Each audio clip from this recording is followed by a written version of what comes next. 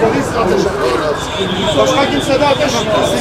Polis gidip ona. Tamam uzak dur ya. Şuradan uzak dur. 4 tane 5 tane adamı öldürdüler ya. Kim?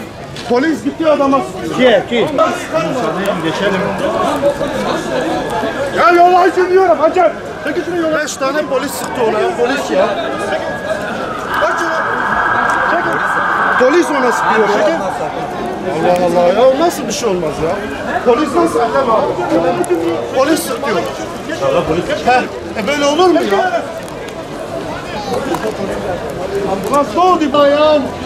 Burak deprem mi diyor? Tamam sakin ol. Sakin ol ambulans geliyor. Yaklaşma. Koşun buraya. Koşun. Çıkın. Sen de sıkın. Tamam. Koşun buraya. Amcam hayır ver.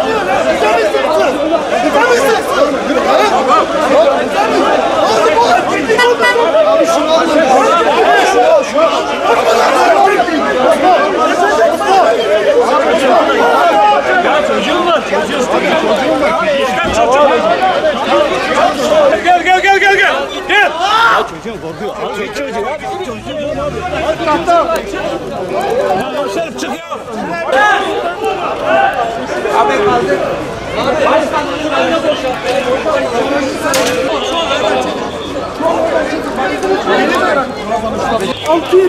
Polis sıktı ha, polis! Polis sıktı kardeşime! Bir tane uzun namlulu polis. Uzun namluyla sıkıyorsun kardeşim! Vallahi sıktılar ya. Kamera kaydı var ya. Tamam başkan. Allah haberiniz yoksa böyle mi davranacaksınız? Gel buraya. Tamam şey. Gel.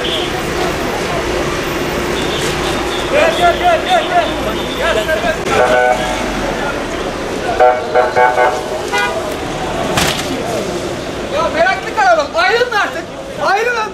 Beklemeyin ayrılın. Şeridin arkasında.